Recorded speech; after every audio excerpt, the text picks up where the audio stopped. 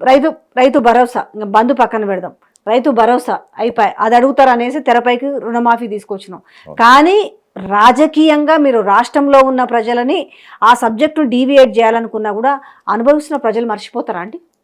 మర్చిపోతారా మీరు చెప్పండి? డీవియేట్ చేసినా కూడా ఇవ్వాలి కదమ్మా. రైతు భరోసా కూడా ఇప్పుడు ఖరీఫ్ పంటలకు ఇప్పటివరకు ఇవ్వలేదు. ఖరీఫ్ క్లోజ్ కావచ్చు, కోతలకు వస్తుంటాయి, ఇవ్వలే కదా. ఇచ్చే ఆలోచన కూడా లేనట్టుంది.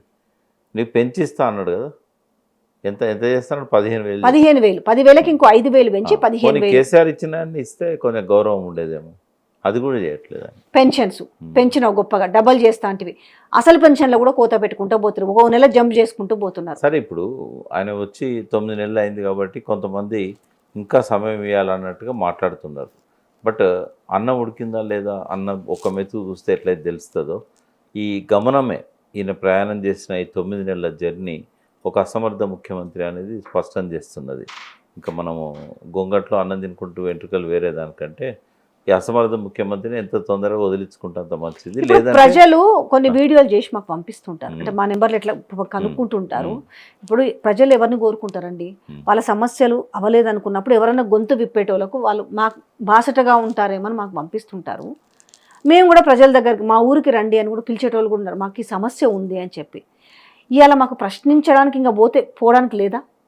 అంటే ఇది ఇప్పుడు సీఎం ఈ సీఎం నియంత పాలనలో మేము ఇప్పుడు పర్మిషన్లు తీసుకొని పోవాలని అయితే ఏది అడగాలనో కూడా పర్మిషన్ తీసుకోవాలా? అంటే మేము ఈ ప్రశ్న మీద పోతున్నాం అనేసి నా పైన కొండారెడ్డిపల్లి పోతే ఎంత విచిత్రం అండి, SC ST అట్రాసిటీ కేసు పెట్టారు నా పైన ఉన్న ఫస్ట్ కేసు.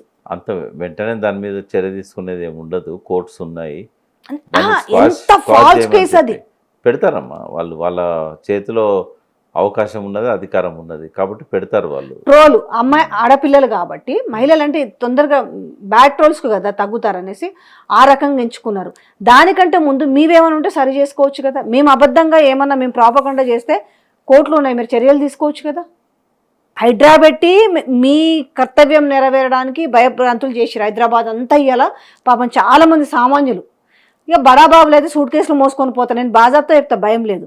పాపం వాళ్ళు నా ఇల్లు ఎడబోతుందో, వాడి జీవితం ఒక 25 సంవత్సరాల జీవితం ఉంటుంది ఒక ఇల్లు. చాలామంది వాళ్ళ బాధలు చెప్తుంటే మీడియాలో చూస్తున్నాము. అంటే ఈ ఆటవిక రాజ్యం అనేది ఆయన చేస్తున్న ఆటవిక రాజ్యం అనేది స్పష్టంగా ప్రజల్లోకి ఆ మెసేజ్ పోతున్నది. ఇదేం తెలివి చేస్తున్నది కాదు, ప్రజల పట్ల ప్రేమ ఉండి చేస్తున్నది కాదు, దీని వెనకాల ఆ మాత్రం సోయి లేకుండా ఉంటుంది. 25 ఏళ్ళు 30 ఏళ్ళ నుంచి వాళ్ళు ఒక 25 ఏళ్ళకి జాబ్లోకి ఎక్కితే వాళ్ళు ఎంత ఇంచుమించు 25 నుంచి 30 ఏళ్ళు లోన్ పెట్టుకుంటారు. వాళ్ళ జీవితం ఎవరు తిరిగిస్తారు? కొంచెమన్నా అంటే మానవిక ధోరణితో చూసుకొని దాన్ని ఏం చేయాలని లేకుండా మీ భయభ్రాంతుల కోసం, మీ ఎమ్మెల్యేలను రాబట్టుకోవడం కోసము, మీకు డబ్బు సంచుల కోసం తప్పితే ఏం చేసిరు? ఇలా ఒక కన్వెన్షన్ తప్ప, రెండో ఏమో ఓరో స్పోర్ట్స్ విలేజ్ ఒకటి కన్వెన్షన్. మిగతా పాపం సామాన్యుల జోలికి ఏం అవసరం ఉంది వాళ్ళకి? పోనీ నువ్వు డబల్ బెడ్రూమ్ ఒకటి హస్మత్ పెట్టారు, 60 ఏళ్ళ నుంచి ఉంటున్నారండి. వాళ్ళ వాళ్ళ వాళ్ళ బతుకులు చూస్తుంటే మన బాత్రూమ్లు కూడా మంచిగా ఉంటాయి. అట్లాంటి వాళ్ళ కాడికి మీరు పోయేసి మీరు నోటీసులు గుడికి ఇచ్చారు. వాళ్ళకున్న 50 ఏళ్ళ నుంచి ఉన్న గుడికి పోచమ్మ తల్లి అని పోచమ్మ తల్లికి కూడా నోటీస్ ఇచ్చారు. అంటే ఎట్లా సాగుతుంది ఇది? పిచ్చోడి చేతులు రాయి పెడితే ఎడిగిపోతుందో అర్థమైతలేదు. ఇవే మీరు కవర్ చేయాల్సిన స్టోరీస్ అవే ఇవి తీసుకొచ్చినామనే కదా. ఇవాళ కోపం ఏం చెప్పనా, రామోజీ ఫిల్మ్ సిటీ పోయినా నేను వైఎస్ పీరియడ్లో ఉన్నప్పుడు దాదాపుగా 500-600 మందికి దాంట్లో లోపల పట్టాలు ఇచ్చారు. ఓకే, వైఎస్ మరణించగానే వాళ్ళు ఇంత బేస్మెంట్లు కూడా వేసుకుంటే అవన్నీ పీకి పడేసి పెద్ద పెద్ద గోడలు కట్టి కంచెలేసి వాళ్ళు 18 ఏళ్ళకి వెళ్ళి పోరాటం చేస్తున్నారు. ఇవాళ నేను పోయి మొత్తం తీసుకొని వచ్చిన చెరువులు పర్యావరణాన్ని పాడు చేస్తారు, మొత్తం కాంక్రీట్ జంగిలు చేస్తారు. దాదాపుగా కబ్జా భూమి చాలా ఉంది, 4 చెరువులు. దాని తర్వాత మేము ఏం చేస్తే ఫామ్ హౌస్లో కాడికి పోతుంది, ఆయన ఇల్లు దగ్గరికి పోతుంది, వాళ్ళు అన్నది రచరచ చేస్తాం కదా. వీళ్ళు ఏడికి పడితే అడిగి పోతున్నారు. పోకుండా చేయాలంటే ఏం చేయాలి? మనం సవరించుకునే దానికంటే వీళ్ళని పోకుండా ఎట్లా ఆపాలా? అంటే మీరు కూడా, నేను అనేది ఏంటంటే మీరు చేసే పని మీరు చేస్తున్నారు, కానీ ఇంకొకటి కూడా చేయాలి. ఈ మద్దతుగా మొత్తం మీడియాను కూడగట్టుకోవాలి. ఇప్పుడు అది ఇండివిజువల్ ఫైట్ కాదు, అది మీరు ప్రజల పక్షాన విషయాలు చెప్తున్నప్పుడు మీ మీద దాడులు జరిగినా, మీ మీద కేసులు పెట్టినా అది ఒంటరిగా తీసుకోవద్దు. అది మీరు సోషల్ మీడియాకు సంబంధించి ఒక అసోసియేషన్ ఫామ్ చేసుకోవాలి. జర్నలిస్టుల అసోసియేషన్ ఎట్లయితే ఉన్నదో మీ అసోసియేషన్ ఉన్నదో, ఈ అసోసియేషన్ పక్షాన పోరాడాలి. మాలాంటి వాళ్ళ సపోర్ట్ తీసుకోవాలి, కరెక్టే సార్. అందరిని ఇన్వాల్వ్ చేయాలి. లేకపోతే ఏమైందంటే ఐసోలేట్ చేసి దెబ్బ కొట్టాలని చూస్తారు, భయభ్రాంతులకు గురి చేస్తారు. ఇప్పుడు నేను జరిగిన దాంట్లో ఎంత తెలివిగానే మాట్లాడిండు.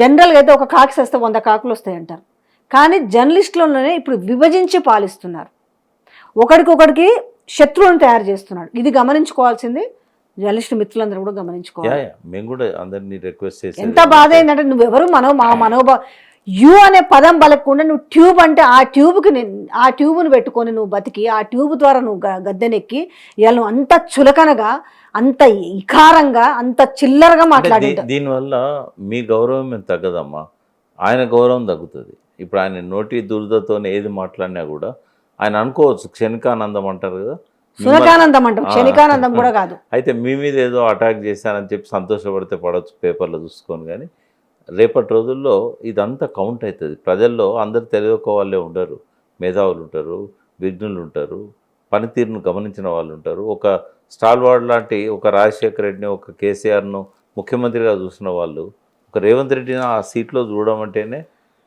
చాలా మింగుడు పడిన పరిస్థితి. ఆ ప్రజలు ఇచ్చిన గౌరవాన్ని కాపాడుకునే విధంగా ఉండాలన్నా, ఇంకా దిగజార్చుకునే విధంగా ఉండాలన్నా అంటే అది ఆయనే ఆలోచించుకోవాలి. ఆయన విజ్ఞతగా వదిలేస్తున్నాం. కానీ మనం చేయాల్సిన పని ఏంటంటే యూనిటీతోనే దాన్ని ఎదుర్కోవాలి. ఐసోలేటెడ్గా ఆయన సపరేట్ చేసి దాడి చేస్తామని అంటే ఇవాళ మీ మీద అయింది, రేపు ఇవాళ ఆయనకు భజన చేసే వాళ్ళ మీద కూడా రేపు అయితే. అదే కదా ఈ రోజు సోషల్ మీడియా వాళ్ళందరూ కూడా అరే మేము ఇంత చేసినాము, మమ్మల్ని ఇట్లా తీసి పారేసినాను, చాలా మందికి రియలైజేషన్ వచ్చింది. అంటే ఎవరికి వాళ్ళు పాపం కక్కలేక మింగలేక మమ్మల్ని గింత అవమానిస్తాడా ఈరోజు. అదే నువ్వు ట్యూబ్, ఆయన భాషలో చెప్పాలంటే నువ్వు ట్యూబ్ అన్నావు కదా, కనీసం ఏందో మెడకేసుకొని వస్తున్నారు అంటే నీకు కనీసం నిన్న చెప్పిన రేవంత్ అన్న వాటిని ఐడి కార్డులు అంటారు అని చెప్పిన. అంటే వాడు ఎవరో కనీసం ఒక గుర్తింపు ఉండాలి, పోలీసులు లేకపోతే వెకిలిగా మాట్లాడి అది నాకు నచ్చలేదు. వెకిలిగా అదేందో వేసుకొని వస్తారు, నడుములకు కట్టుకొని వస్తారు. వెకిలిగా మాట్లాడి అవమానపరిచే. మరి మీరు వెకిలిగా మాట్లాడినప్పుడు మేము గౌరవంగా ఎట్లా మాట్లాడతాం?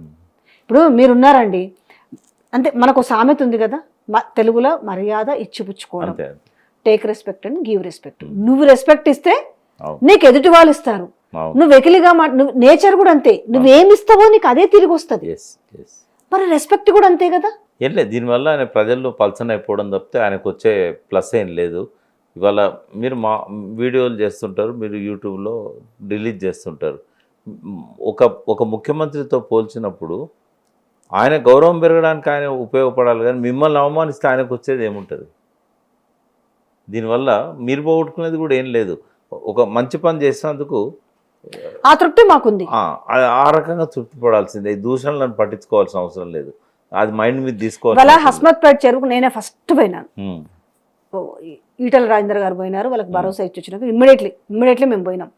పోయిన తర్వాత వాళ్ళు పాపం కారు వచ్చినా భయపడుతున్నారు. అంటే బుల్డోజర్ వాళ్ళని చూస్తున్నా నాకైతే చాలా బాధేసింది. ఏమోనమ్మా ఎప్పుడు ఇళ్ళలో పని చేసుకుంటారు, వాళ్ళందరూ కూడా పనికి పోకుండా కాపలా కాచుకుంటూ కూర్చున్నారు. నేను చెప్పేసి లీగల్ ఎయిడ్ తీసుకోవాలమ్మా వీళ్ళు. ఇప్పుడు లీగల్ ఎయిడ్ ఫ్రీగా కూడా ఇచ్చే ఇది ఉంటుంది జ్యుడిషియరీలో, హైకోర్టులో ఉంది, సిటీ సివిల్ కోర్ట్స్లలో కూడా ఉన్నాయి. ఫస్ట్ ఏంటంటే కోర్ట్స్ చేసి తీసుకొచ్చుకోవాలి, స్టేటస్ కో. కానీ వాళ్ళ ఉన్న పరిస్థితులలో కోర్టులకు పోయి చేసుకునేంత సిచ్యువేషన్ కూడా లేదు సార్. అది నేను అదే చెప్తున్నా. నేను పోయి వచ్చిన తర్వాత ఆ బోయిన చెరువు మళ్ళీ మిగతా సోషల్ మీడియా మొత్తం వెనకాల పోయి చేసుకొచ్చారు. మేము పోయి కనీసం సమస్యని అక్కడ వెలికి తీసొస్తే మిగతా వాళ్ళందరూ కూడా పోయారు. ఒక హామీ ఇచ్చి వచ్చినాం, ఏ టైంలో బుల్డోజర్ వచ్చినా నెంబర్ ఇచ్చి వచ్చినాం. ఇప్పుడు నేనున్నా వాళ్ళు అన్నట్టుగా ఏ పార్టీకో పని చేస్తే మేము మా నెంబర్లు ఇచ్చి రావడం ఎందుకు అవసరమా? ఏ అర్ధరాత్రి వచ్చిన బుల్డోజర్ మీరు మాకు ఫోన్ చేయండి, మేము వస్తామని ఒక వాళ్ళ కన్నీళ్ళని దూర్చడానికి ఒక భరోసా ఇచ్చి వచ్చినాం. అంటే నేనేమంటున్నా అంటే ఇప్పుడు మీ ఛానల్స్, ఒక ఇంపార్టెంట్ ఛానల్స్ ఏవైతే వీటి మీద ఉన్నాయో ఒక లీగల్ ఎయిడ్ మీరే ప్రొవైడ్ చేయండి. ఒకరిద్దరు అడ్వకేట్స్ని పెట్టి ఇవాళ నోటీస్ తీసుకెళ్తే వాళ్ళే కేసులు ఫైల్ చేసి స్టే ఆర్డర్ తీసుకొస్తారు. అది పెద్ద ఖర్చులతో కూడుకున్నది కూడా కాదమ్మా. అది అట్లా ఫ్రీగా చేసే అడ్వకేట్స్ కూడా ఉన్నారు. మేము ఈ పనే చేస్తాం, మిగతా చేయమంటే. ఎందుకంటే బాధ ఏంది పాపం, వాళ్ళ దగ్గర మైకులు పెట్టి తెచ్చుకోవడమే. మా బాధ ఏంటంటే కనీసం మేము పోయిన తర్వాత మా వెనకాల 10 మంది వచ్చి చేసిన తర్వాత వాళ్ళ దృష్టికి వస్తుంది కదా, ఇది మనం ఇది చేయకూడదు అనే మార్పు వస్తుందేమని ఎక్కడో ఒక మాకు మూలు ఉంటుంది కదా. హైకోర్టు కూడా ప్రొయాక్టివ్ ఉన్నది, సోమోటో కూడా తీసుకొని వాళ్ళు కూల్చివేతలను ఆపే రైట్స్ వాళ్ళకు ఉన్నాయి. మీరు ఇచ్చిన వీడియోను కూడా చూసి వాళ్ళు కూల్చివేతలను ఆపమని చెప్పి వాళ్ళు ఆర్డర్స్ ఇవ్వచ్చు.